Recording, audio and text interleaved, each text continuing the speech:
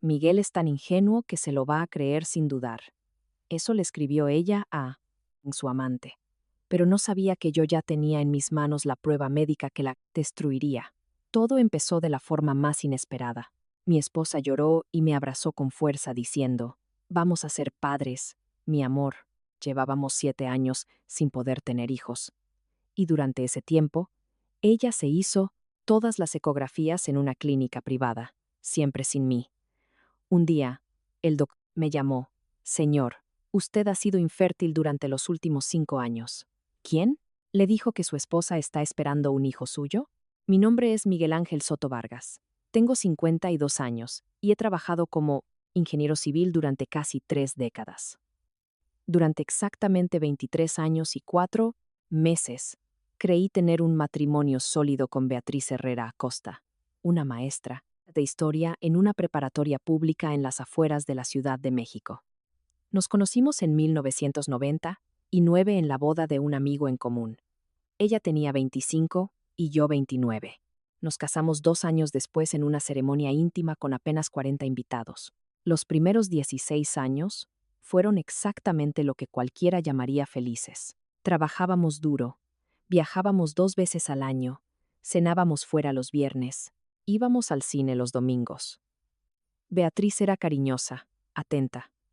Siempre tenía la cena lista cuando yo llegaba tarde de las obras. Yo le llevaba flores sin motivo, recordaba nuestro aniversario. La escuchaba durante horas hablar de sus alumnos, problema. Éramos el tipo de pareja que los amigos señalaban diciendo, quiero lo que ellos tienen.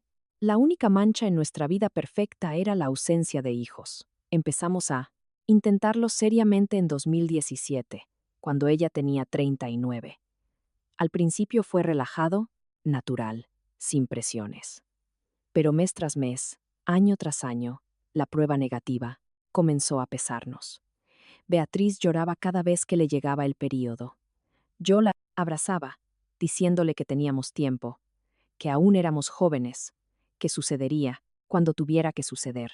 Visitamos a 3 especialistas diferentes entre 2018 y 2019. Nos realizaron pruebas exhaustivas a ambos. Recuerdo perfectamente una tarde de noviembre de 2019, sentados en la sala de espera del Hospital Ángeles mientras aguardábamos los resultados de mis últimos análisis. Beatriz sostenía mi mano, con ansiedad, mordiéndose el labio inferior, como siempre hace cuando está preocupada. El doctor Héctor Valdés, un urólogo con más de 30 años de experiencia, nos llamó a su consultorio. Bueno, yo no lo sabía entonces. Lo que descubrí años después de la manera más devastadora posible es que ese día el doctor me diagnosticó con azospermia completa, secuela de una orquitis bacteriana que tuve años atrás y nunca traté adecuadamente. 0 espermatozoides viables. Esterilidad permanente, irreversible. Pero no recuerdo esa conversación. No recuerdo al doctor explicándome nada. Y hay una razón para ello que descubriría mucho más tarde. Seguimos intentándolo de forma natural hasta mediados de 2022. Beatriz mencionaba ocasionalmente la adopción, pero yo seguía optimista, diciendo que la naturaleza tenía sus propios tiempos. Yo trabajaba largas horas supervisando la construcción de un complejo residencial en Santa Fe. Llegaba a casa exhausto, cerca de las 10 de la noche, la mayoría de los días. Los fines de semana, me desplomaba en el sofá. Reconozco ahora que dejé de estar presente emocionalmente en algún momento. Mi mente siempre estaba en planos, presupuestos, reuniones con contratistas. Beatriz comenzó a tomar unos cursos de actualización pedagógica los sábados a partir de marzo de 2023. Dijo que la preparatoria ofrecía capacitación continua para los maestros, que era obligatorio para mantener su puesto. Salía a las 8 de la mañana y regresaba a las 7 de la noche. Yo aprovechaba esos sábados para adelantar trabajo o, en ocasiones, jugar al golf con colegas. Nunca cuestioné nada. ¿Por qué lo haría? Confiaba en ella ciegamente. Luego llegó el martes 14 de noviembre de 2023, una fecha que nunca olvidaré. Estaba revisando presupuestos en mi oficina en casa cuando escuché la puerta principal abrirse violentamente a las 5:30 de la tarde. Beatriz entró corriendo, con el rostro empapado en lágrimas, sosteniendo algo en su mano derecha. Por un momento terrible, pensé que algo horrible había sucedido, que alguien había muerto. Miguel, Miguel, amor, gritó desde el pasillo. Corrí hacia ella, alarmado. Abrazó con una fuerza inusual, sollozando contra mi pecho. ¿Qué pasó? ¿Estás bien? Pregunté, asustado, sosteniéndola por los hombros. Ella se apartó, ligeramente, y me mostró lo que tenía en la mano. Una prueba de embarazo digital, con la palabra embarazada claramente visible en la pantalla. Me quedé helado. Vamos a ser padres, mi vida. Después de 7 años. Por fin, vamos a ser padres. Mi reacción fue de puro shock, y luego una explosión de alegría. La abracé, levantándola del suelo, ambos llorando y riendo al mismo tiempo. 7 años esperando ese momento. 7 años de decepciones, de pruebas negativas, de esperanzas destruidas mes a mes. Y finalmente, cuando casi habíamos perdido la esperanza, el milagro que tanto anhelábamos. Esa noche, brindamos con agua mineral en copas de champán. Beatriz estaba, radiante, más hermosa que nunca, acariciando constantemente su vientre. Hablamos de nombres, de convertir mi oficina en el cuarto del bebé, de contárselo a nuestras familias. Ya me imaginaba enseñando a mi hijo a jugar al fútbol, llevándola a pasear en bicicleta por el parque, leyéndole cuentos antes de dormir. Pero había algo casi imperceptible en el comportamiento de Beatriz que mi mente registró sin procesarlo conscientemente. Un nerviosismo sutil cuando le sugerí acompañarla al médico al día siguiente. Amor, ya tengo una cita en una clínica privada muy buena que me recomendó una colega de la prepa, dijo. Rápidamente. Quiero hacer todos los chequeos allí. Tienen mejor equipo, y quiero darte la sorpresa perfecta cuando veamos al bebé en la primera ecografía clara.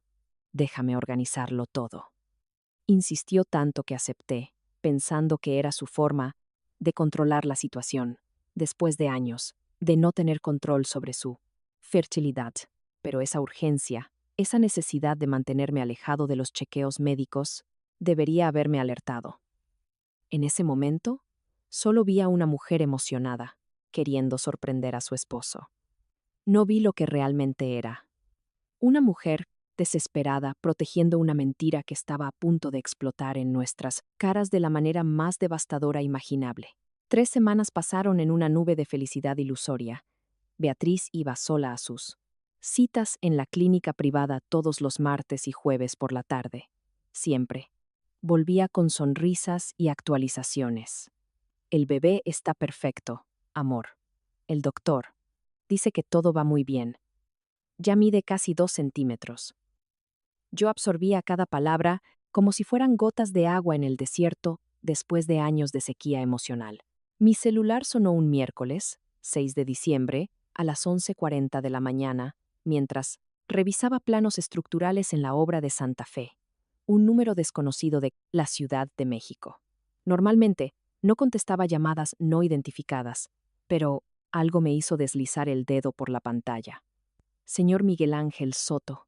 ¿Vargas? Preguntó una voz masculina, formal y profesional. Sí, soy yo. ¿Quién? Habla. Soy el doctor Héctor Valdés, urólogo del Hospital Ángeles. Disculpe que lo llame directamente a su móvil, pero obtuve su número de los formularios donde usted figura como contacto médico autorizado de su esposa, Beatriz Herrera. Necesito hablar con usted urgentemente sobre un asunto delicado. ¿Podría venir a mi consultorio esta tarde? Digamos a las 6 p.m. Es importante que venga. Solo. El tono de su voz me provocó un escalofrío inmediato. ¿Le pasó algo a Beatriz?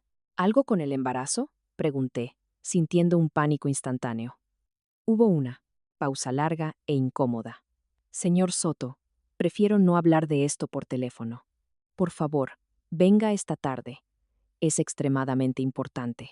Cancelé mis reuniones del resto del día. Las siguientes 6 horas fueron una tortura pura. Mi mente creaba escenarios terribles. Complicaciones en él, embarazo, enfermedades congénitas, riesgos para Beatriz. Llamé a mi esposa 3 veces, pero no contestó, probablemente dando clases. Le dejé un mensaje diciendo que tenía una reunión tardía y que llegaría después de las 8 p.m. Llegué al Hospital Ángeles a las 5:50 p.m. La recepcionista me dirigió directamente al consultorio del doctor Valdés en el tercer piso. Era un hombre de unos 62 años, cabello completamente blanco, gafas de montura gruesa, expresión seria. Me indicó que me sentara en la silla frente a su escritorio de caoba, oscura. Señor Soto, lo que voy a decirle es difícil, comenzó, entrelazando los dedos sobre la mesa. Su esposa vino hace 2 semanas solicitando atención prenatal. Al revisar su historial médico conjunto aquí en la clínica, encontré algo que me causó una profunda preocupación. Abrió una carpeta de Manila y sacó varios documentos. Usted estuvo aquí en noviembre de 2019 para estudios de fertilidad. ¿Lo recuerda? Vagamente, respondí. Fueron años muy estresantes. Todo se mezcla en mi memoria. Los resultados fueron concluyentes, señor Soto. Giró uno de los papeles hacia mí. Vi mi nombre completo, mi fecha de nacimiento, el logo de la clínica. Usted tiene azoospermia completa, secuela de una orquitis bacteriana, 0 espermatozoides viables en 3 muestras consecutivas. Esterilidad masculina, total e irreversible. Las palabras entraron en mis oídos, pero mi cerebro tardó varios segundos en procesarlas. ¿Qué significa eso exactamente? El doctor me miró con una mezcla de compasión e incomodidad profesional.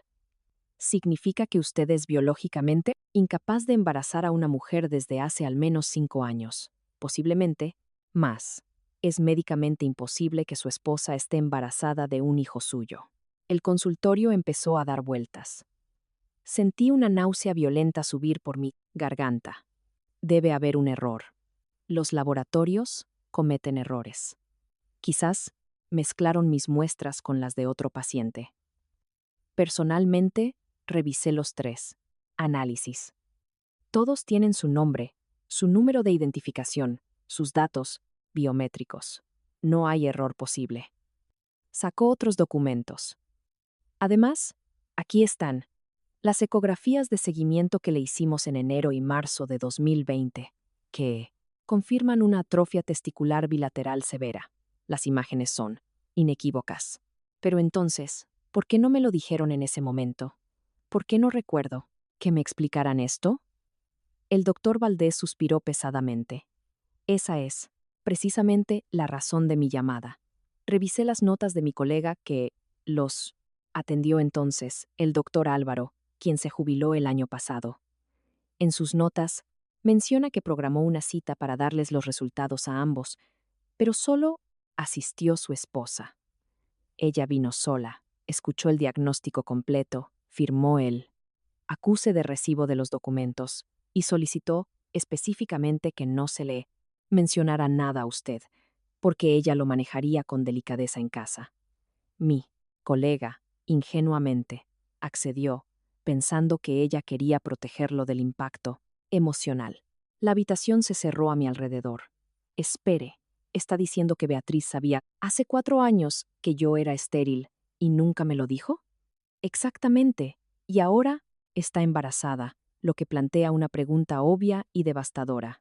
El doctor se quitó las gafas, frotándose el puente de la nariz. Señor Soto, no debería involucrarme en los asuntos personales de mis pacientes, pero mi conciencia no me permite permanecer en silencio cuando veo un engaño de esta magnitud. ¿Quién le dijo que su esposa está embarazada de un hijo suyo? No pude responder. Mi garganta se había cerrado por completo. Las imágenes de las últimas 3 semanas pasaron como una película en mi mente. Beatriz llorando, de felicidad, los planes para el bebé, su insistencia en ir a la cita sola, su nerviosismo cuando me ofrecía acompañarla. Voy a darle copias certificadas de todos estos documentos, continuó el doctor, metiendo los papeles en un sobre de Manila. Lo que usted haga con esta información es su decisión, pero como profesional médico y como ser humano, sentí que tenía derecho a saber la verdad. Lo siento profundamente. Tomé el sobre con manos temblorosas. Salí del consultorio como un zombi. Bajé en el ascensor sin registrar nada a mi alrededor. Llegué a mi coche en el estacionamiento subterráneo. Me senté al volante sin encender el motor durante casi 40 minutos, simplemente mirando el sobre de Manila en el asiento del copiloto como si fuera una bomba activada. Mi primer instinto fue llamar a Beatriz de inmediato, gritarle, exigirle explicaciones. Saqué mi teléfono, marqué su número. Mi dedo temblaba sobre el botón de llamar, pero algo me detuvo. Una voz fría y racional en algún rincón de mi mente susurró: no, aún no sabes qué tan profundo es esto. Necesitas más información antes de mostrar tus cartas. Colgué sin llamar. Respiré hondo varias veces, tratando de controlar el temblor de mis manos. Sí, Beatriz me había mentido durante 4 años sobre mi esterilidad. Si estaba embarazada de otro hombre y planeaba hacerme creer que era mío, entonces era más grande que una simple infidelidad. Esto era una conspiración calculada y fría y elaborada durante años. Y si era tan profundo, necesitaba saber exactamente a quién me enfrentaba antes de confrontarla. Porque la mujer que había vivido conmigo durante 23 años, aparentemente, nunca existió. Y necesitaba averiguar quién demonios era la persona que dormía a mi lado cada noche. Arranqué el motor y conduje a casa en piloto automático. Eran las 7:20 p.m. cuando llegué. Beatriz estaba en la cocina, preparando pasta, tarareando una canción, acariciando su vientre. Me miró con esa sonrisa radiante que ahora me provocaba náuseas. ¿Qué tal tu día, amor?, preguntó inocentemente. Largo, respondí, forzando una sonrisa que me dolió físicamente. Muy largo. Esa noche no pude dormir. Me quedé mirando el techo de nuestra habitación, escuchando la respiración tranquila de Beatriz a mi lado. Dormía profundamente, con una mano sobre su vientre, completamente relajada. Yo estaba rígido como una tabla, cada músculo tenso. Mi mente reproduciendo los últimos 4 años como si fueran archivos de video que nunca había visto correctamente hasta ahora. A las 4 de la mañana, me levanté sin hacer ruido. Fui a mi oficina y cerré la puerta. Encendí la lámpara del escritorio y saqué del sobre de Manila del doctor Valdés mi diario personal. Releí cada documento, cada número, cada fecha. A zoospermia desde 2019. Beatriz lo supo en enero de 2020. Hoy era diciembre de 2023. Casi 4 años de mentiras. Abrí mi laptop y comencé a revisar fotografías digitales, buscando algo, cualquier cosa que pudiera haber pasado por alto. Las imágenes familiares antes me traían nostalgia, ahora me daban asco. Encontré una foto de julio, de 2022. Una carne asada en casa de mi hermano Andrés. Beatriz estaba junto a la parrilla, riendo con un grupo de personas. Y allí, demasiado cerca de ella, con el brazo casi rozando su hombro, estaba él. Ignacio Campos Ortega, un maestro de educación física en la misma preparatoria donde trabajaba mi esposa. Lo había visto en reuniones sociales, al menos una docena de veces en los últimos 3 años. Un hombre de unos 50 años, atlético, siempre bronceado, de sonrisa fácil. Mi cerebro había registrado su presencia constante en eventos familiares, pero nunca le di importancia. ¿Por qué lo haría? Eran colegas.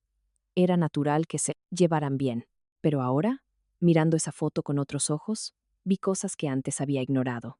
La forma en que él la miraba mientras ella hablaba, el ángulo de su cuerpo, inclinado hacia ella, la familiaridad excesiva en cómo le tocó el codo al pasarle una bebida. Hice zoom en la imagen. Beatriz tenía esa sonrisa, específica, la que yo creía que era solo para mí. esa ligera inclinación de cabeza, esos ojos brillantes. Se la estaba mostrando a él. Busqué más fotografías. Navidad de 2022 en casa de los padres de Beatriz. Allí estaba Ignacio de nuevo, supuestamente invitado por otro maestro que era primo, lejano de alguien, la excusa perfecta para estar presente. En la foto, Beatriz y él compartían una risa privada en un rincón de la sala. Nadie más los miraba.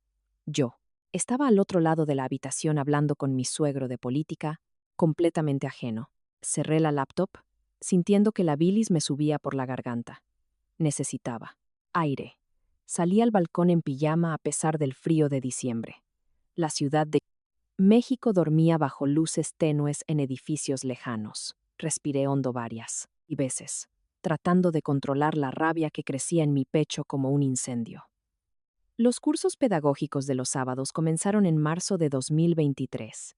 Eso fue, hace apenas 9 meses. Beatriz salía temprano. Regresaba al anochecer, siempre cansada, siempre con excusas perfectas sobre seminarios agotadores, talleres, intensivos, dinámicas de grupo. Nunca cuestioné nada. ¿Por qué lo haría? Confiaba en ella por completo, pero ahora recordaba pequeños detalles que mi mente había archivado sin analizarlos. Un sábado de mayo, regresó a las 7:30 p.m., oliendo a una colonia de Kira de 4. Hombre diferente. No era mi perfume. Cuando le pregunté casualmente, dijo que habían tenido un ejercicio de integración y un colega la había abrazado durante la actividad. Explicación perfecta. Sonreí y no volví a pensar en ello. Otro sábado, en junio, la vi llegar desde el balcón. Se bajó de un coche gris, oscuro que no reconocí, no del autobús que supuestamente tomaba. El conductor se fue rápidamente antes de que pudiera ver su rostro. Cuando le pregunté en la cena, dijo que un colega le había dado un aventón porque el autobús se había retrasado. Otra explicación razonable. Le creí. Julio. La vi borrar mensajes de su teléfono una noche mientras yo fingía ver la televisión. Deslizó rápidamente el dedo, eliminando conversaciones enteras. Cuando sintió mi mirada, sonrió y dijo que estaba limpiando spam de un molesto grupo de maestros. Asentí y volví mi atención a la pantalla. Agosto. Noté que había cambiado la contraseña de su teléfono. Antes era nuestra. Fecha de aniversario, 0803. Ahora era otra cosa. Cuando le pregunté, descuidadamente, mientras desayunábamos, dijo que el banco le había recomendado cambiar todas sus contraseñas por seguridad después de un intento de phishing. Lógico, sensato. No pensé más en ello. Septiembre. Encontré un recibo de un restaurante italiano caro en el bolsillo de su abrigo mientras lo llevaba a la tintorería. Cuenta para 2 personas, un total de 500 pesos. Cuando lo mencioné, dijo que había sido una cena de despedida para un maestro que se jubilaba y que todos habían cooperado. Le creí. Octubre. Su teléfono sonó a las 10:40 p.m. mientras ella estaba en la ducha. La pantalla mostraba a Nacho con un emoji de balón de fútbol, un mensaje que decía, mañana, mismo lugar, misma hora. Cuando salió del baño, le comenté que había recibido un mensaje. Lo revisó con calma y dijo que era para pedir prestado material deportivo para una clase conjunta. No sospeché nada. Cada pieza individual era inocente. Cada explicación tenía perfecto sentido. Pero ahora, viendo el mosaico completo, la imagen era devastadoramente clara. No, eran coincidencias. Había sido una operación de engaño sostenida, cuidadosa y calculada. Y yo había sido el perfecto idiota que se tragó cada mentira sin masticar. Volví a la oficina y abrí nuestros estados de cuenta bancarios en línea. Teníamos una cuenta conjunta desde que nos casamos. Yo ganaba significativamente más como ingeniero, pero siempre mantuvimos las finanzas compartidas por transparencia, o eso creía yo. Comencé a revisar los movimientos de los últimos 18 meses. Ahí estaba, un cargo mensual recurrente de 12,000 pesos a Academia Dante, curso de italiano en línea. Comenzó en mayo de 2022. Hace 18 meses. Nunca mencionó estar aprendiendo italiano. Nunca la escuché practicar. Nunca vi materiales de estudio. Hice una búsqueda rápida. Academia. Dante. No. Existía como entidad registrada en México. 12,000 pesos mensuales durante 18 meses. 216,000 pesos. Casi $250,000 de pesos que desaparecieron en pagos fantasma, mientras yo trabajaba 70 horas a la semana, pensando que estábamos ahorrando para tratamientos de fertilidad que nunca funcionarían porque yo era estéril y ella lo sabía perfectamente. El sol comenzaba a salir cuando finalmente cerré la computadora. Había pasado toda la noche revisando los archivos de nuestra vida, desenterrando mentiras que estaban enterradas justo frente a mis ojos. Beatriz se despertaría en 1 hora. Desayunaríamos juntos como siempre. Me preguntaría sobre mis planes para el día. Yo sonreiría y actuaría normal, porque ahora entendía algo crucial. Si la confrontaba prematuramente, negaría todo, destruiría pruebas, me haría parecer paranoico y celoso. Necesitaba más que recuerdos reinterpretados y sospechas. Necesitaba pruebas concretas, irrefutables, documentadas. Necesitaba saber exactamente qué tan profundo era el hoyo antes de arrastrarla al fondo conmigo. Ignacio Campos Ortega. Ese nombre estaba ahora grabado en mi mente. Y antes de terminar con esto, sabría exactamente qué papel jugó en la destrucción de mi matrimonio. El lunes siguiente, llegué a la obra más temprano que nunca, a las 7 a.m. ya. Estaba en mi oficina provisional en el complejo residencial de Santa Fe, bebiendo café negro, mientras observaba a los trabajadores preparar los materiales del día. Necesitaba distancia física de Beatriz para pensar con claridad. Necesitaba ayuda profesional. Llamé a Fernando Díaz, un colega ingeniero con el que había trabajado en proyectos en Valencia años atrás. Él había pasado por un divorcio complicado en 2021, donde su exesposa intentó ocultar bienes. Respondió al tercer timbrazo. Fernando, necesito el nombre de tu detective privado, dije sin preámbulos. Hubo un breve silencio al otro lado. Miguel, ¿qué pasó? Prefiero no hablar por teléfono. Solo necesito un contacto. Me dio el nombre y el número de Rodrigo Santana, un detective con una oficina en La Condesa que había manejado su caso. Es discreto, eficiente, y no hace preguntas innecesarias, dijo Fernando. Cobra 4,000 pesos al día más gastos, pero vale cada centavo. Esa misma tarde, a las 6 p.m., estaba sentado frente a Rodrigo en su oficina en la calle Alfonso Reyes. Era un hombre de unos 45 años, de complexión media. Él, tipo de persona que desaparece en una multitud, perfecto para la vigilancia. Le expliqué la situación sin dramatizarla. Esposa embarazada, yo estéril desde hace años. Ella lo sabía y nunca me lo dijo.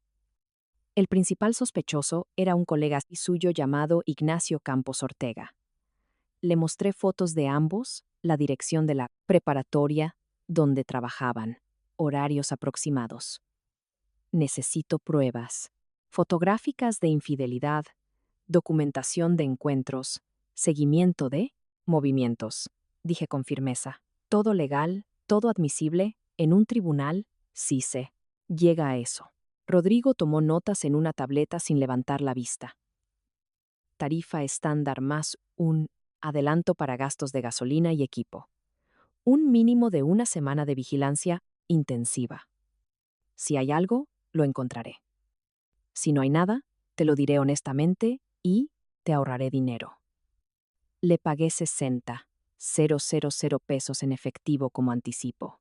Nos dimos la mano. Una cosa más, agregué antes de irme.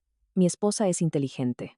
Sí, sospecha que la están vigilando, destruirá pruebas. Necesito máxima discreción.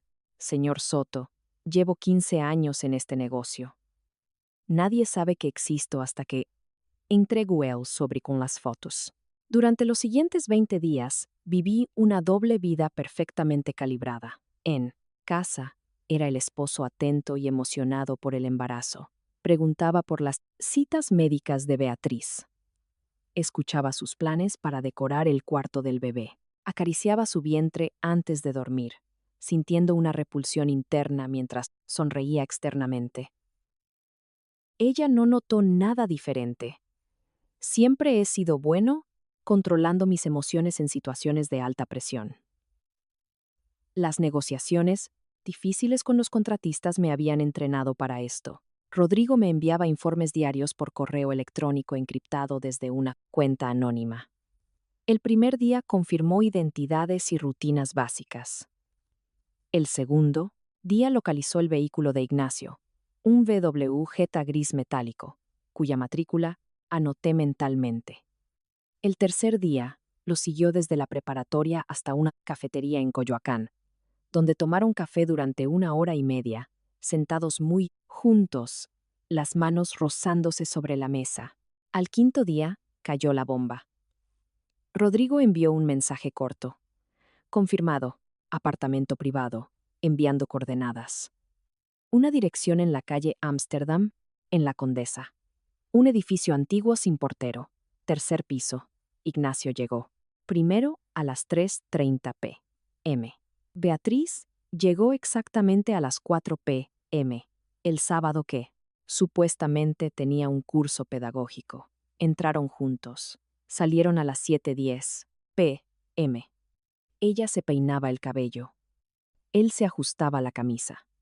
Las fotografías eran devastadoramente claras. Ignacio abriendo la puerta del edificio, Beatriz entrando detrás de él, mirando a su alrededor nerviosamente. Ambos saliendo, horas después, con esa expresión satisfecha e inconfundible.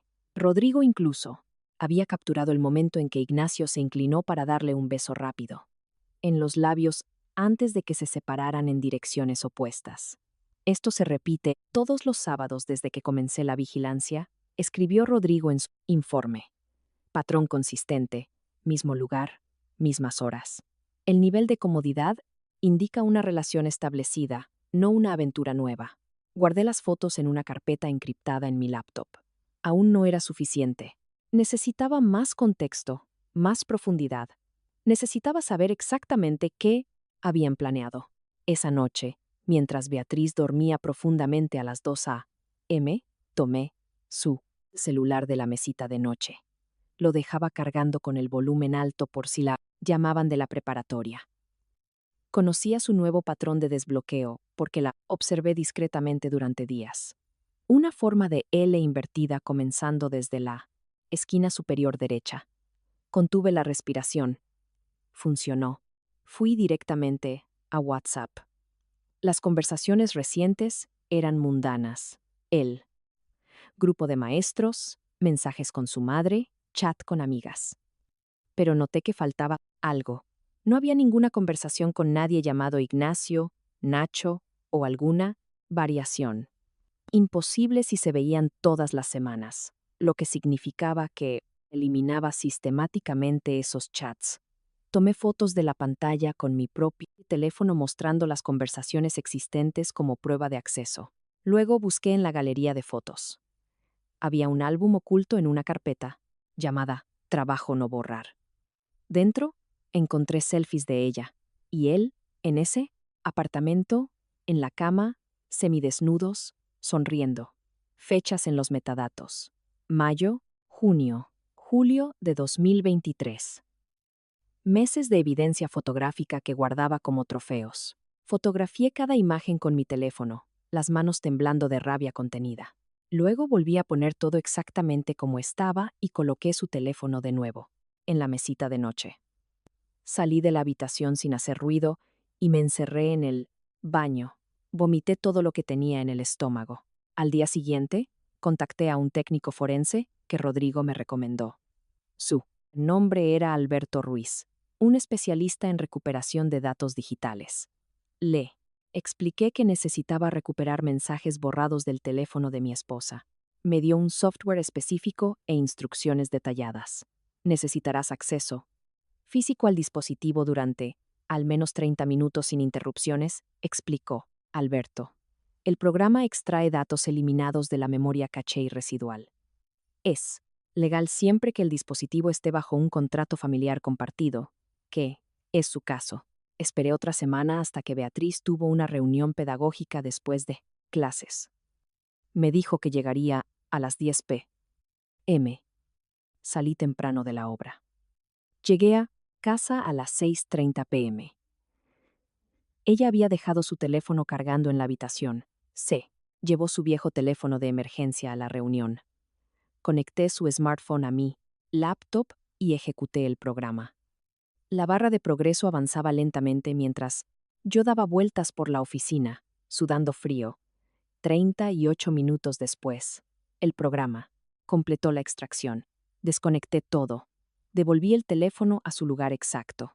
Esa noche, después de que Beatriz llegó y se durmió, revisé los archivos recuperados. Miles de mensajes borrados entre ella y mi amor. El contacto y de Ignacio.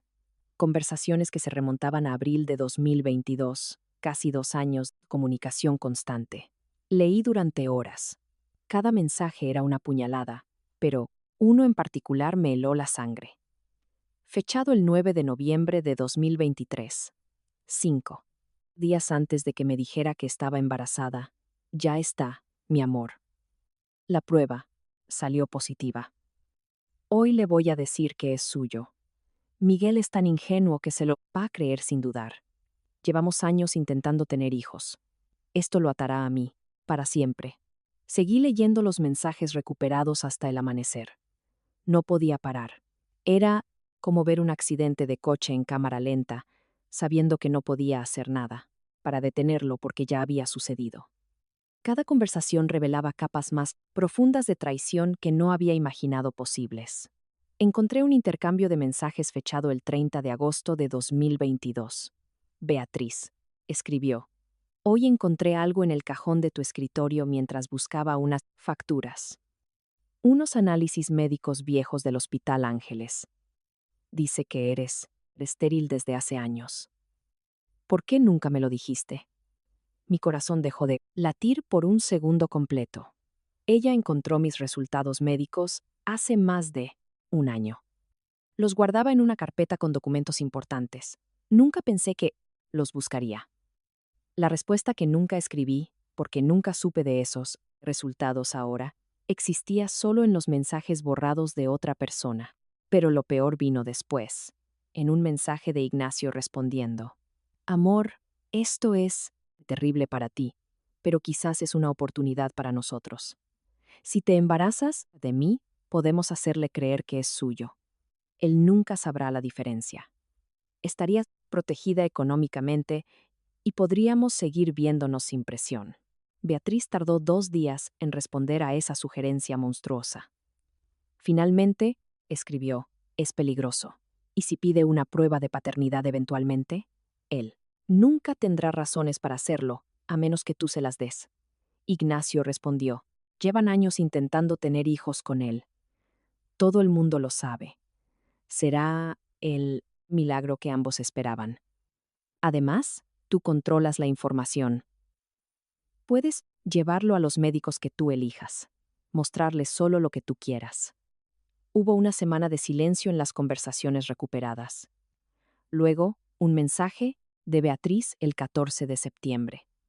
He estado pensando mucho. Tienes razón. Pero tiene que ser convincente. No podemos apresurarnos. Los siguientes meses de mensajes mostraban una planificación meticulosa. Discutieron los mejores momentos para sus encuentros en el apartamento de la condesa para maximizar las probabilidades de concepción. Beatriz investigó ciclos de ovulación, suplementos de fertilidad, posiciones óptimas. Trataron el embarazo como un proyecto de negocios que requería una ejecución eficiente. En octubre de 2023, cuando finalmente confirmó la gestación, los mensajes cambiaron de tono. Ignacio escribió: Felicidades, mi amor, pero recuerda, este bebé no puede existir oficialmente como mío. Tengo esposa e hijos. Mi reputación, que en la preparatoria quedaría destruida. Esto tiene que ser el problema de Miguel, no el mío. La respuesta de Beatriz me quitó el aire de los pulmones. Lo sé, no te preocupes. Tengo un plan para eso también. En el 5.º mes, voy a fingir un aborto espontáneo. Diré que perdí al bebé por estrés o complicaciones naturales. Miguel va a estar devastado. Se sentirá culpable por trabajar tanto. Querrá cuidarme y protegerme emocionalmente. Eso nos mantendrá unidos durante años, mientras tú y yo continuamos con lo nuestro. Eventualmente, puedo volver a embarazarme y repetir el ciclo. Él nunca lo sabrá. Tuve que levantarme de la silla y salir al balcón para no gritar. Mis manos temblaban tanto que casi dejo caer la laptop. Había planeado usar un embarazo falso no solo para atarme a la relación, sino para crear un trauma emocional compartido que me mantendría controlado indefinidamente. No era solo infidelidad. Era manipulación psicológica calculada a un nivel sociopático. Ignacio respondió a ese mensaje con: eres brillante. De esa manera, mantienes su dinero, su lealtad, y nosotros seguimos libres. Perfecto, respiré hondo, tratando de controlar las náuseas. Había más. Los mensajes continuaban hasta apenas una semana atrás. Encontré una conversación del 1 de diciembre donde Beatriz escribió: Miguel está actuando raro últimamente, más distante. Creo que es por el exceso de trabajo, pero me preocupa que sospeche algo. Imposible, respondió Ignacio. Es demasiado confiado. Además, tiene demasiado orgullo de macho, como para admitir que su esposa podría estar engañándolo. Hombres como él prefieren vivir en la negación antes que enfrentar verdades incómodas. Esa fue la gota que derramó el vaso. Me subestimaron por completo. Me veían como un idiota útil, cuya única función era proporcionar estabilidad económica, mientras ellos se divertían a mis espaldas. Pensaban que era demasiado estúpido o demasiado orgulloso para ver la verdad, incluso si estaba justo frente a mis ojos. Imprimí cada mensaje relevante en la oficina de la obra al día siguiente. 300 folios de conversaciones que documentaban no solo la infidelidad, sino la conspiración completa. Los guardé en una caja fuerte que tenía en mi oficina, junto con las fotografías de Rodrigo y los documentos médicos del doctor Valdés. Pero todavía necesitaba una pieza más del rompecabezas. Necesitaba confirmar la parte financiera. Esos pagos mensuales de 12,000 pesos a la inexistente Academia Dante tenían que ir a alguna parte. Contacté al contador de la empresa, Ricardo Medina, un hombre de 60 años que manejaba las finanzas corporativas y personales de varios ejecutivos. Le expliqué que necesitaba rastrear pagos específicos de una cuenta conjunta sin alertar a mi esposa. ¿Problemas maritales?, preguntó directamente. Ricardo había visto muchos divorcios en su carrera. Digamos que necesito proteger mis activos antes de que sea demasiado tarde. Me ayudó a rastrear los pagos. La supuesta Academia Dante era en realidad una transferencia mensual a una cuenta personal registrada bajo una empresa fantasma. Servicios de Consultoría Educativa, S.L. Una investigación adicional demostró que esta empresa estaba registrada a nombre de Ignacio Campos Ortega. Beatriz le había estado pagando 12,000 pesos mensuales durante 18 meses, 216,000 pesos, directamente de nuestra cuenta conjunta a la cuenta de su amante. Esencialmente, yo había estado financiando su aventura. Ricardo, necesito que hagas algo más, dije durante nuestra reunión en su oficina de Paseo de la Reforma. Necesito mover todos mis bienes privativos a cuentas separadas. La herencia de mi padre, los bonos de la empresa, los ahorros prematrimoniales, todo lo que legalmente me pertenece solo a mí. Ayer, Ricardo trabajó durante 3 días reorganizando mis finanzas. 3,5 millones de pesos de la herencia paterna que estaban en una cuenta conjunta fueron transferidos a una nueva cuenta únicamente a mi nombre. Bonos corporativos por valor de 1.8 millones de pesos fueron re-registrados. Certificados de depósito, acciones, fondos de inversión. Todo lo que podía ser movido legalmente, sin requerir el consentimiento conyugal, fue movido. También cancelé todas las tarjetas de crédito suplementarias a nombre de Beatriz. Cambié el beneficiario de mi seguro de vida de ella a mi hermano Andrés. Actualicé mi testamento, eliminándola por completo. Si moría mañana, no recibiría ni un solo centavo.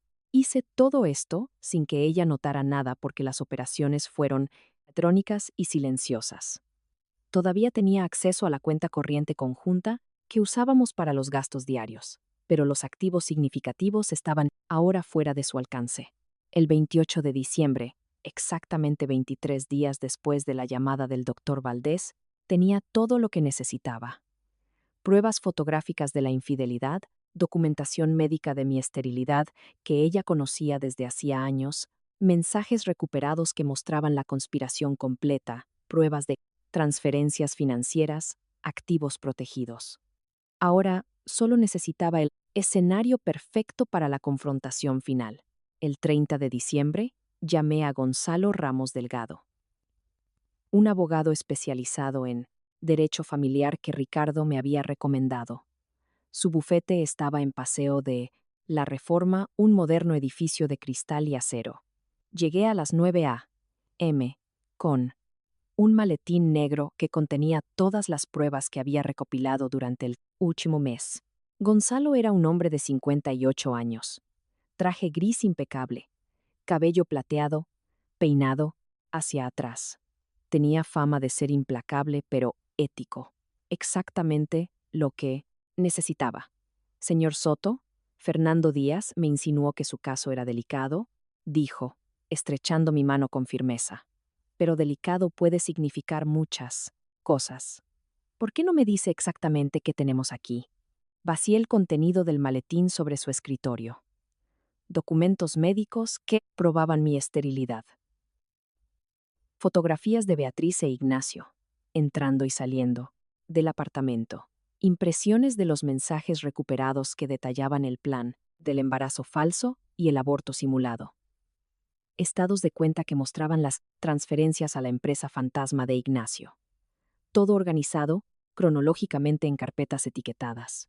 Gonzalo se puso sus gafas de lectura y comenzó a revisar el material, metódicamente. No dijo nada durante 20 minutos. Solo leía, tomaba notas, movía documentos de una pila a otra. Finalmente, se quitó las gafas y me miró con una expresión que mezclaba profesionalismo e incredulidad. En 32 años ejerciendo el derecho familiar, he visto muchas infidelidades. Pero esto, señaló los mensajes impresos. Esto es una conspiración de fraude matrimonial con premeditación, documentada. No solo fue infiel, señor Soto, planeó usar un trauma emocional, falso, como herramienta de control psicológico a largo plazo. ¿Es suficiente para un divorcio con causa justa? Suficiente es un eufemismo. Con esta evidencia sólida, podemos argumentar fraude, dolo, manipulación financiera. En México, el divorcio incausado no requiere probar una falta, pero con esto podemos solicitar una indemnización económica por daño moral. ¿Cuánto tiempo tomará?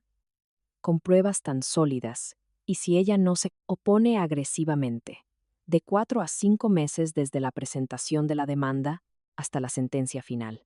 Quizás menos si su abogado le aconseja aceptar los términos.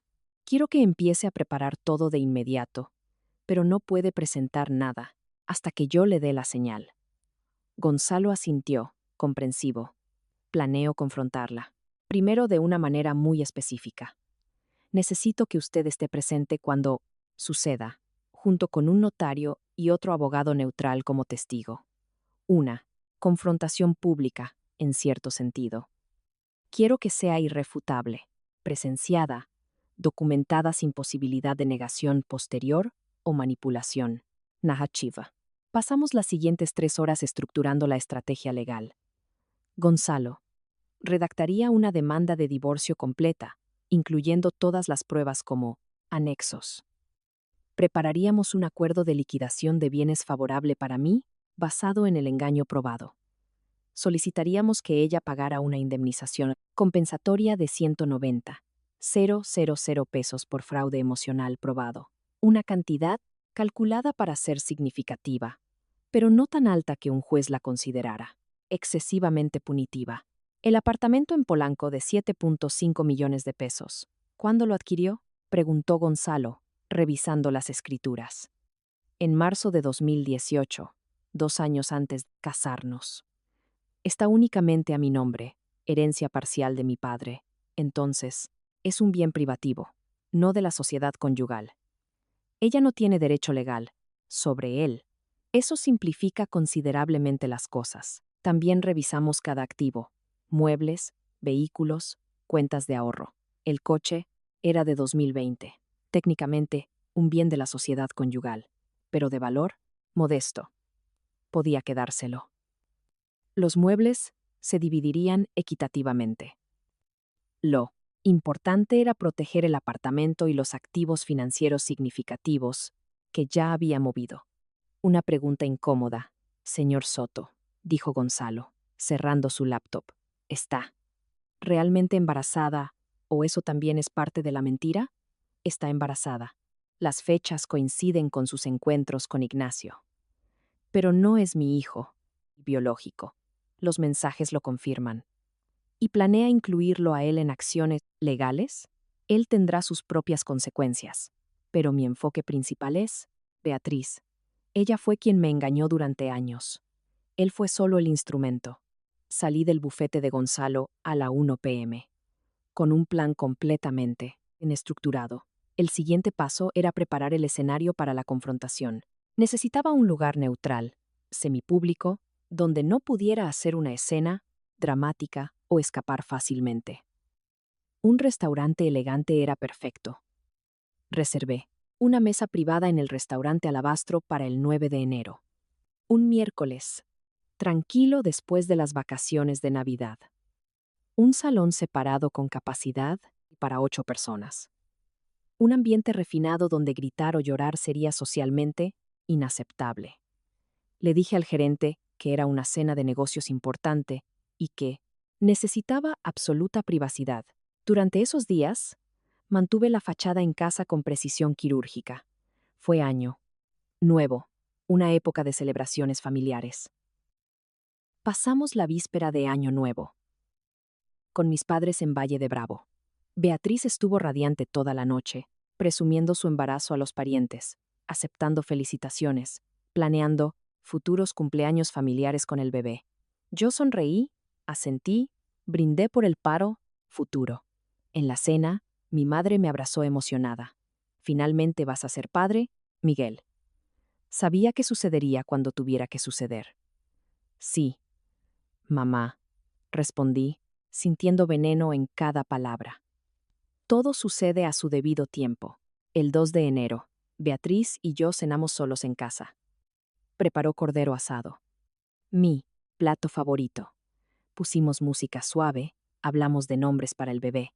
Sugirió Mateo para un niño, Sofía para una niña. Dije que me gustaban ambos nombres. Tomó mi mano sobre la mesa, entrelazando nuestros dedos. Sé que no he sido perfecta estos años, dijo en voz baja. Sé que a veces me pongo ansiosa o irritable, pero quiero que sepas que te amo, Miguel. Y este bebé va a serlo. Mejor que nos ha pasado. La miré a sus ojos marrones, buscando cualquier rastro de culpa o remordimiento. No había nada. Solo una actuación perfecta. O quizás ella realmente creía su propia mentira para entonces. Quizás se convenció a sí misma de que lo que estaba haciendo era justificable de alguna manera retorcida. Yo también te amo, mentí sin parpadear. Y tienes razón. Este bebé lo va a cambiar todo.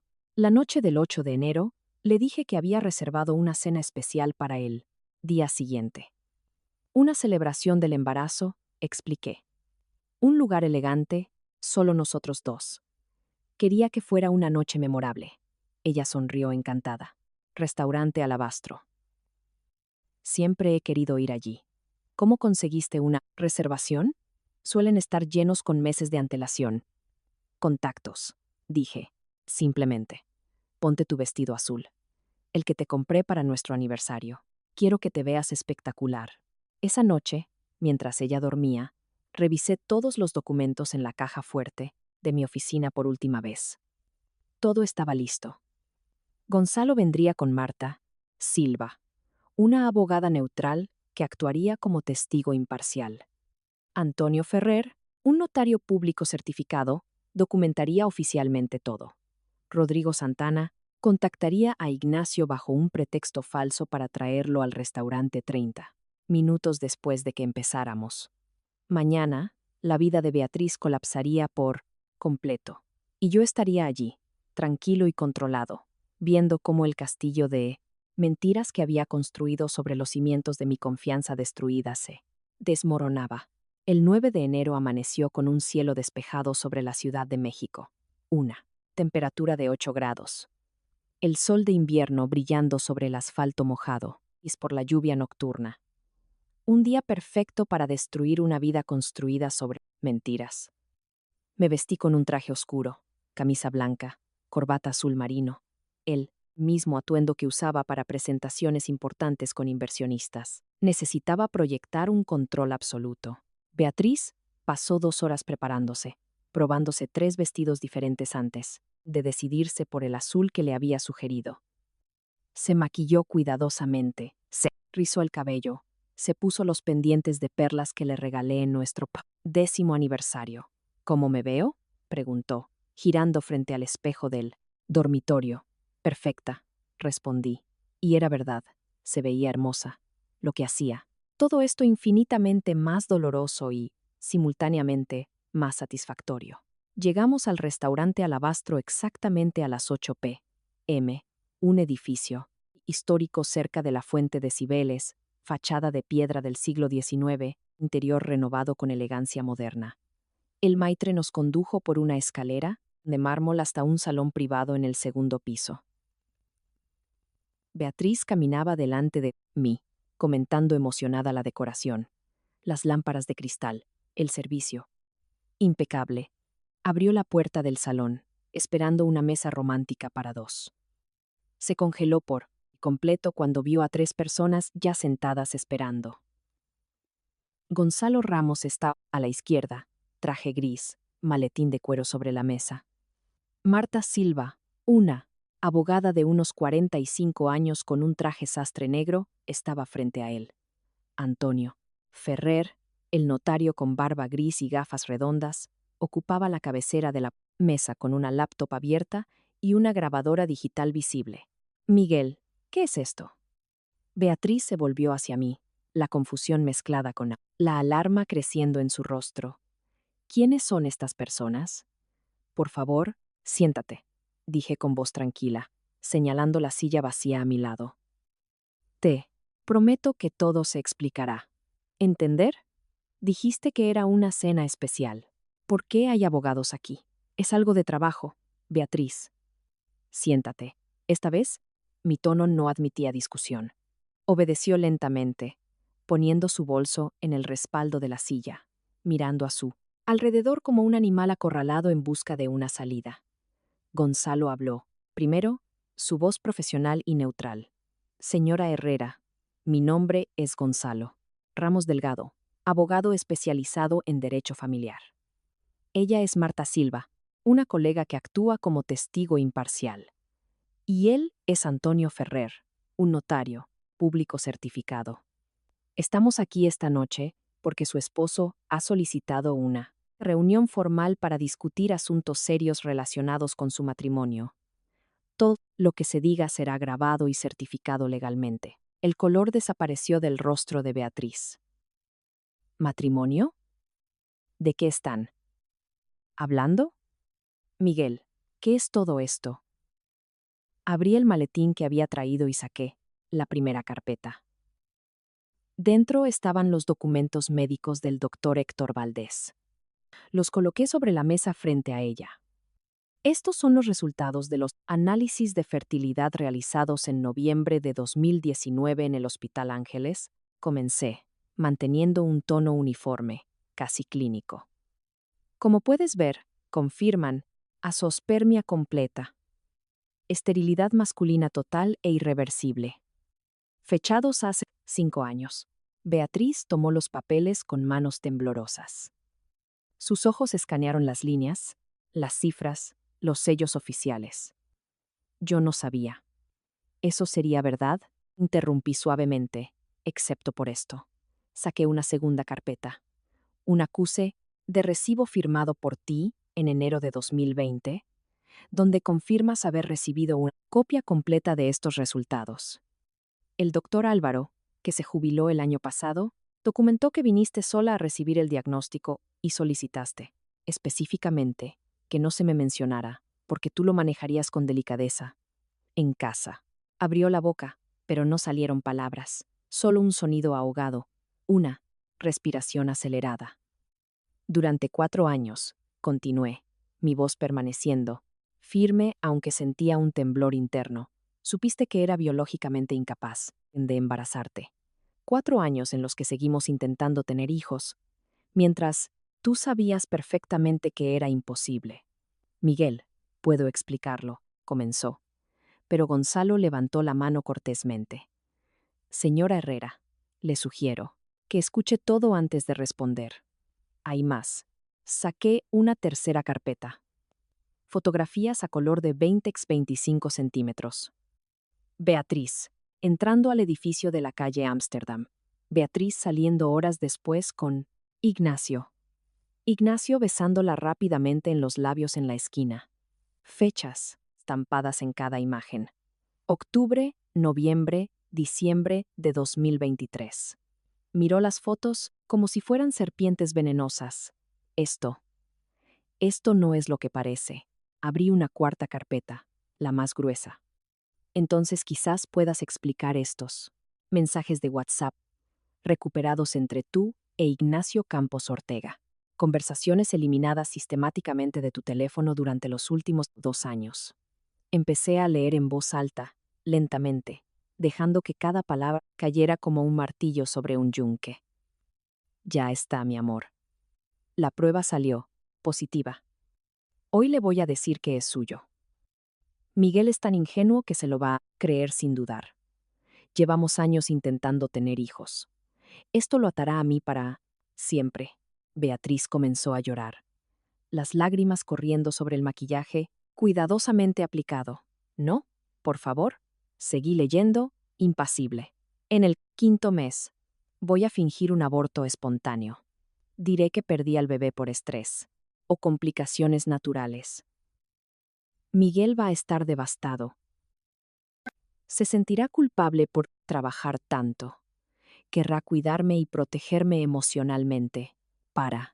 Por favor, para. Sollozó, cubriéndose la cara con ambas manos. ¿Quieres que pare? Pregunté, mi voz mostrando finalmente un filo de acero. Muy bien, entonces admítelo todo ahora, frente a estos testigos. Admite que has tenido una aventura con Ignacio Campos durante 2 años. Admite que te embarazaste intencionalmente de él. Admite que planeaste fingir un aborto para mantenerme emocionalmente controlado. Admite que me has mentido, manipulado y robado durante años. Marta Silva deslizó una caja de pañuelos hacia Beatriz sin decir una palabra. El silencio en la habitación era absoluto, excepto por los sollozos ahogados de mi esposa. Finalmente, abrí la última carpeta. Estados de cuenta bancarios que mostraban transferencias mensuales a servicios de consultoría educativa, S.L., una empresa registrada a nombre de Ignacio. 216,000 pesos. Dije, de nuestra cuenta conjunta directamente a su cuenta. Esencialmente, he estado financiando tu traición con mi propio dinero. Antonio Ferrer tecleaba silenciosamente en su laptop, documentando cada revelación, cada reacción. La grabadora digital parpadeaba una luz roja constante. Beatriz levantó su rostro devastado, el rímel corrido. Miguel, por favor, déjame explicar. No fue así. Entonces dime, respondí, cruzando los brazos. Explícame cómo fue. Porque, desde donde estoy sentado, parece bastante claro. Pero antes de que pudiera responder, mi teléfono vibró. Un mensaje de Rodrigo. Santana. En camino. 5 minutos. Sonreí por primera vez en toda la noche. Antes de que expliques, creo que deberíamos esperar a una persona más. Alguien que está tan involucrado en esta historia como tú. Los 5 minutos más largos de mi vida pasaron en un pesado silencio. Beatriz lloraba en silencio, secándose la cara con pañuelos que se desintegraban en sus manos temblorosas. Gonzalo revisaba documentos adicionales con una expresión imperturbable. Marta Silva tomaba notas en una tableta. Antonio Ferrer verificaba los niveles de grabación. Yo simplemente esperaba, observando a mí, esposa desmoronarse lentamente como un edificio con cimientos podridos. La puerta del salón privado se abrió. Un joven mesero entró, disculpándose. Disculpe la interrupción, señor. Hay un caballero abajo preguntando por él. Señor Soto. Dice que tiene una cita urgente sobre un asunto de la preparatoria. Velázquez. Dígale que suba, por favor. Respondí, sin quitarle los ojos de encima a Beatriz. Se había congelado al mencionar la preparatoria Velázquez. Sus ojos se abrieron enormemente, comprendiendo lo que estaba a punto de suceder. No, susurró. Miguel, no. Por favor, no hagas esto. ¿Hacer qué, Beatriz? ¿Hacer que te enfrentes al padre de tu hijo? ¿Al hombre con el que te has estado acostando durante 2 años en un apartamento que él paga con mi dinero? ¿Por qué? ¿No debería hacerlo? Se escucharon pasos en el pasillo exterior. La puerta se abrió por completo. Ignacio Campos Ortega entró con una expresión confusa. Camisa azul claro, pantalones beige, una chaqueta de cuero marrón sobre el brazo. Sus ojos recorrieron la habitación, registrando primero a los extraños, luego a mí, finalmente, a Beatriz, llorando en su silla. Su rostro pasó de la confusión a la comprensión y al pánico puro en 3 segundos exactos. ¿Qué? Beatriz, ¿qué está pasando aquí? Su voz salió estrangulada, aguda. Señor Campos, qué bueno que pudo venir, dije con una cortesía gélida. Por favor, tome asiento. Estábamos hablando de usted. Intentó retroceder hacia la puerta. Pero Rodrigo Santana apareció detrás de él, bloqueando la salida, con los brazos cruzados y una expresión neutral. Ignacio no tenía escapatoria física, ni la tendría emocional o moral. Yo creo que me llamaron por error. No sé qué es esto. Siéntate, Ignacio. Mi voz cortó el aire como un cuchillo. No fue una sugerencia, fue una orden. Algo en mi tono lo hizo obedecer, automáticamente, cayendo en la silla vacía junto a Beatriz. Ella no lo miró. Mantuvo la mirada fija en la mesa, sollozando. Gonzalo tomó la palabra con una profesionalidad implacable. Señor Campos, soy Gonzalo Ramos, abogado. Esta es una reunión formal documentada por un notario. Le sugiero que responda con honestidad a las preguntas que se le harán. Cualquier mentira quedará registrada y podrá ser utilizada legalmente en su contra. El color abandonó el rostro de Ignacio. No tengo que responder nada. Ustedes no tienen derecho.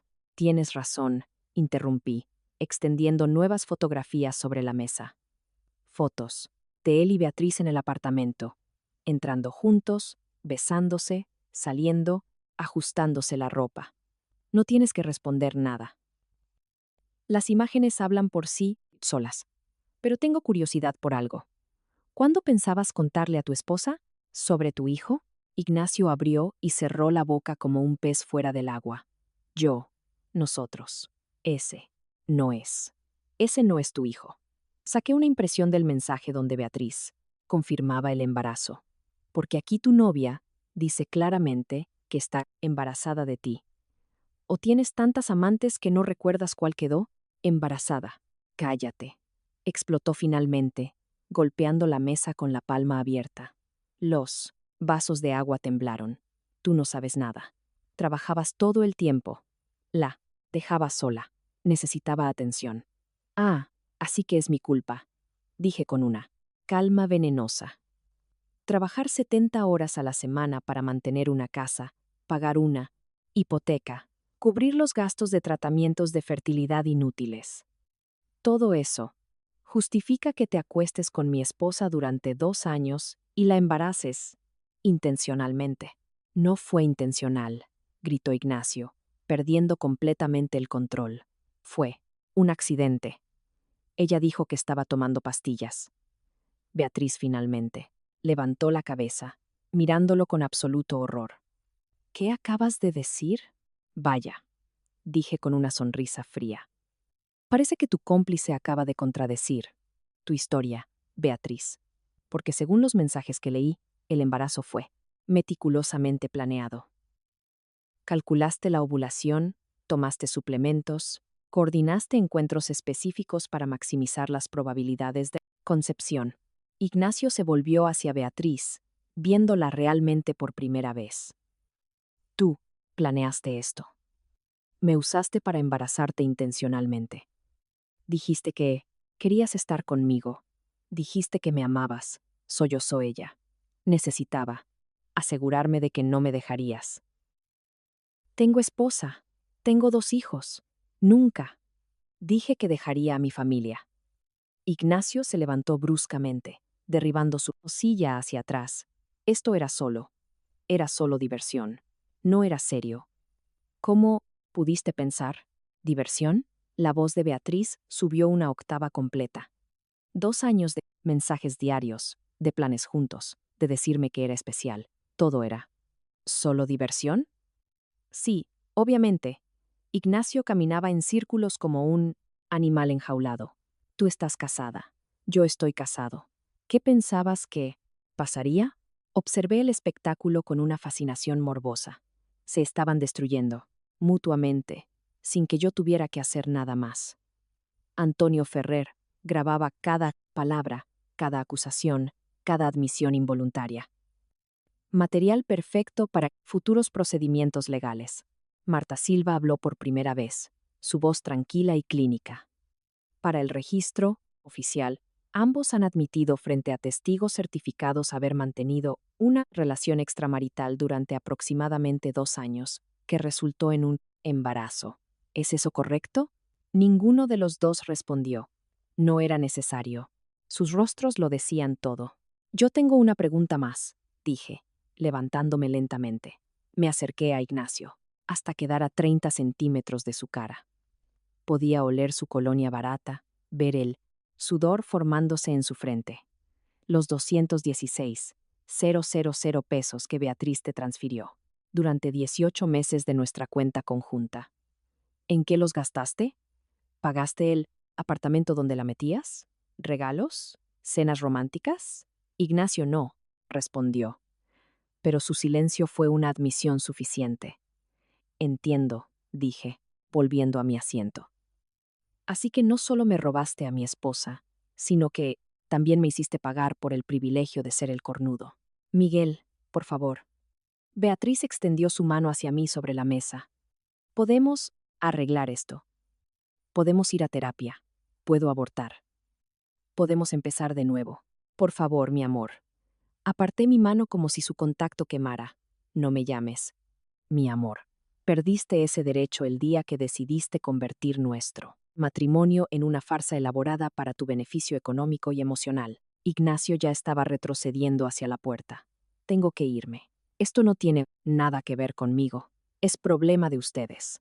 Corre, dije sin mirarlo. Huye, como el cobarde que eres. Pero tu esposa ya recibió un paquete anónimo esta tarde con copias de todas estas fotos. Y el director de la preparatoria, Velázquez, recibirá otro mañana por la mañana. Así que, aunque huyas de esta habitación, no podrás huir de las consecuencias. Ignacio palideció hasta parecer un cadáver. Se dio la vuelta sin decir otra palabra y prácticamente corrió hacia la salida, tropezando con su propia chaqueta. Rodrigo lo dejó pasar con una sonrisa de satisfacción. Beatriz se derrumbó por completo, con la cabeza entre los brazos sobre la mesa, llorando, sin control. Sus hombros temblaban violentamente. Su mundo entero, construido sobre mentiras, se había derrumbado en menos de una hora. Gonzalo sacó un documento notariado. Señor Soto, desea proceder con la demanda de divorcio inmediato. Miré a la mujer que había sido mi esposa durante 23 años. La mujer con la que había construido una vida, compartido una cama, soñado un futuro. Ahora solo veía a una extraña, patética, que había jugado conmigo, como si fuera una pieza de ajedrez movible a conveniencia. Sí, respondí sin ninguna emoción. Proceda. Gonzalo presentó la demanda de divorcio en el juzgado de lo familiar número 47 de la Ciudad de México el 11 de enero, exactamente 2 días después de la confrontación en el restaurante. Un caso sólido que, según él, nunca había visto en su carrera. Beatriz contrató a Marta Silva como su representante legal, después de que 3 abogados diferentes rechazaran su caso al revisar las pruebas. Marta aceptó, principalmente por profesionalismo, no porque creyera que tenía alguna posibilidad de ganar. En nuestra primera reunión formal en la oficina de Gonzalo, el 19 de enero, Marta fue brutalmente honesta con su cliente. Señora Herrera, voy a ser directa, dijo Marta, revisando las carpetas.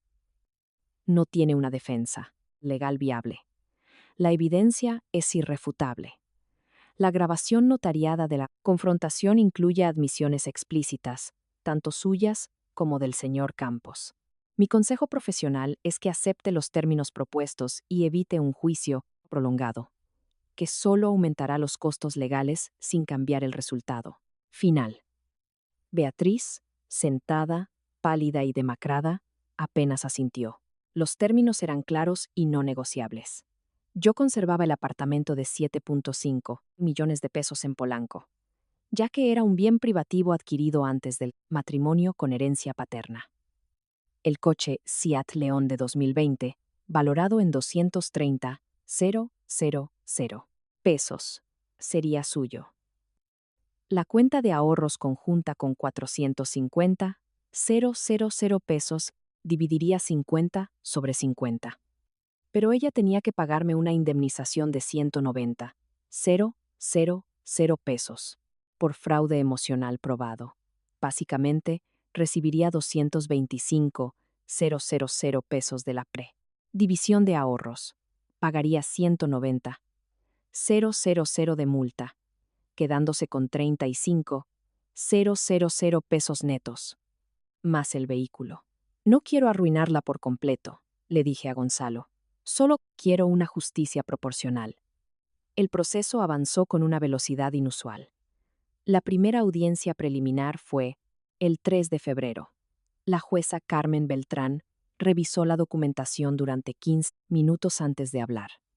En 30 años presidiendo casos de familia, rara vez he visto pruebas tan concluyentes, dijo, quitándose las gafas. Señora Herrera, ¿tiene algo que decir en su defensa? Beatriz negó con la cabeza en silencio, las lágrimas corriendo por sus mejillas.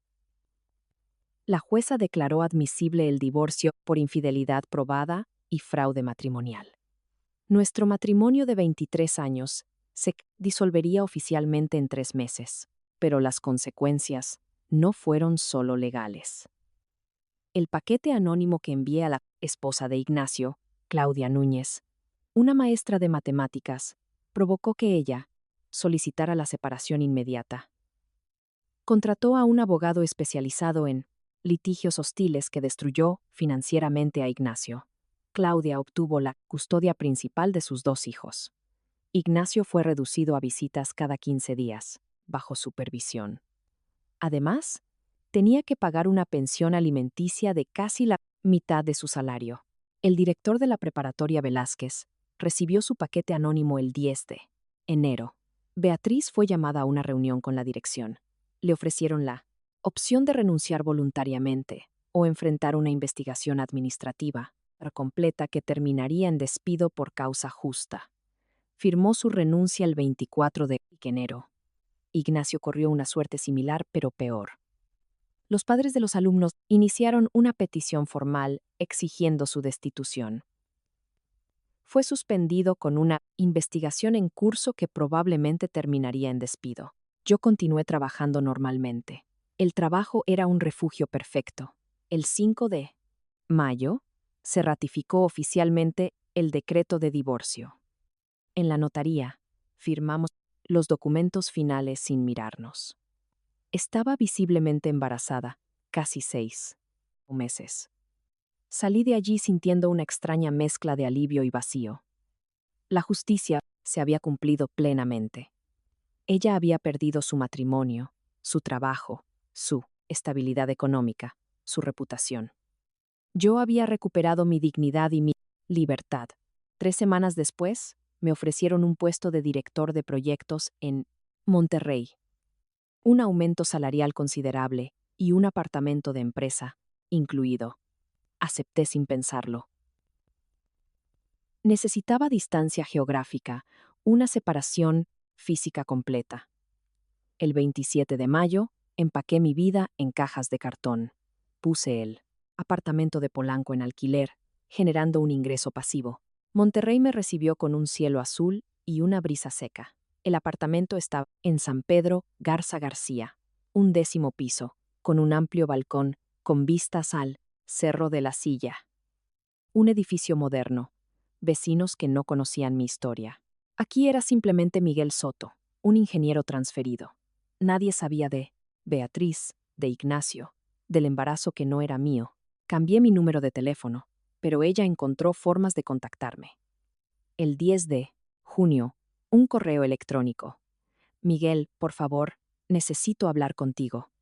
El bebé nacerá en agosto y no tengo recursos. No consigo trabajo. Los ahorros se acabaron. Por favor, solo escúchame. Borré el mensaje sin responder. Luego, una solicitud en LinkedIn. Miguel, sé que estás enojado, pero el bebé no tiene la culpa de nuestros errores. Necesita pañales, ropa, un pediatra. Por favor, piensa en él. Rechacé la solicitud. Luego, llamó a mi madre, que estaba en Valle de Bravo. Miguel, Beatriz vino a mi casa hoy. Está muy embarazada. Se ve terrible. Dice que necesita hablar contigo urgentemente sobre los gastos médicos del bebé. Mamá, interrumpí firmemente. Ese bebé no es mío. Ella lo sabe, yo lo sé, y tú lo sabes. No es mi responsabilidad. Pero hijo, es un niño inocente. Es el hijo de Ignacio Campos, su amante durante 2 años. Él es el responsable, no yo. Ya he pagado suficiente por esta farsa. Aprendí por terceros que el bebé nació el 17 de agosto, un niño sano.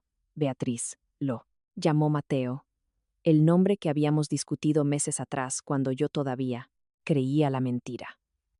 Ignacio nunca visitó el hospital, nunca reconoció legalmente la paternidad. En septiembre, mi hermano Andrés me visitó en Monterrey.